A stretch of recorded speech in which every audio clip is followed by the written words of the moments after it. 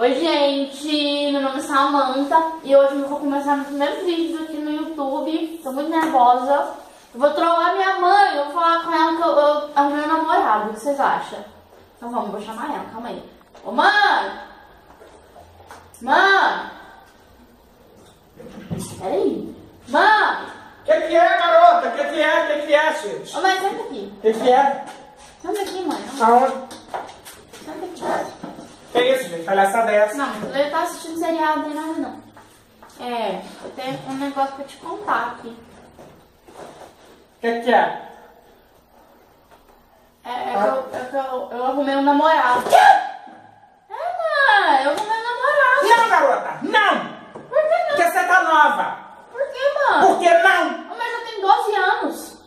Olha aí, olha a idade que você tem, garota! Não vai namorar! Mãe, mas só namoradinho assim não tem nada a ver, não. Não! Não! Onde é que não aprendeu, não? Não vai namorar e pronto! Como é que é o nome do garoto? Walt Disney. Puta merda, olha o nome do garoto, gente! Mãe, normal, todo mundo tem nome esquisito. Contanto, não, você tem mais! Você tem mais! Olha a Bíblia, ó!